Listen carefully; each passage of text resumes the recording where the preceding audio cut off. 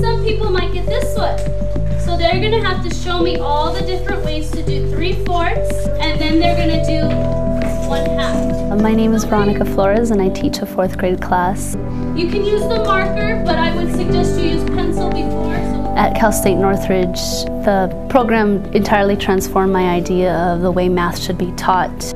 Veronica is a graduate of our freshman option program. She's matriculated through the math courses, the math methods courses, and student teaching. She's one of the 9 program graduates that we're following this year to see what parts of the program influenced them in becoming teachers. The program at CSUN taught me how to teach these students. So by evaluating my teaching, you can see the strengths and the weaknesses, and that can transfer back to other students who are now learning to be teachers. We want to know what their struggles are. Are there struggles that they're having that we did not anticipate? And do we need to go back and improve the program?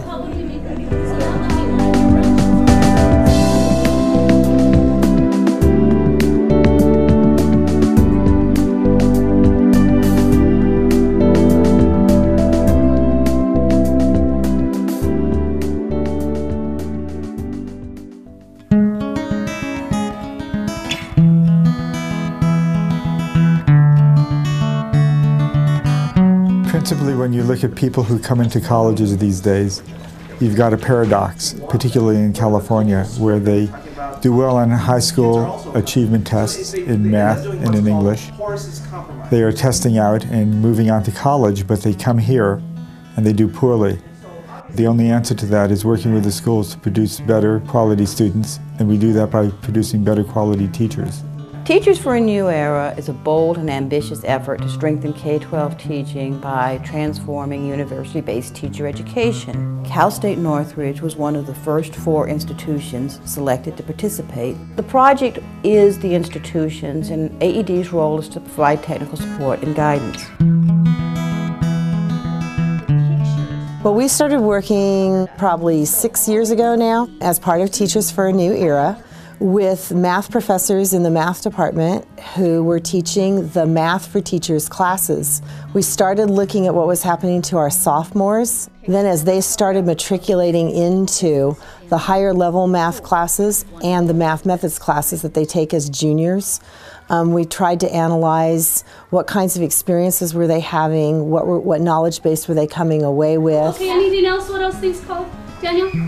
A part of the whole thing? Okay, parts. Well, the CSUN education program actually made us solve these problems. They actually challenged our thinking in mathematics. The first time I actually had to struggle, and I remember now with my students when they're struggling, I remember the same feeling as to struggle to get these concepts and understand why math works. Now we have our first year of graduates in their first year of teaching. So we're now studying those grads to see what do they think about when they lesson plan, what do they see when they see children in their classrooms struggling to learn math, and how do they make this whole process unfold in their own classrooms. Well, in fractions I noticed that many of my students understood the different parts and what made up a fraction, but they didn't understand an equivalent fraction. So I decided that they needed to visualize it and actually put it together and build that knowledge themselves.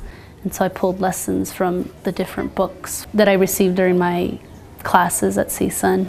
I developed some lessons for the different levels I had in my class and the different understandings that I knew they had.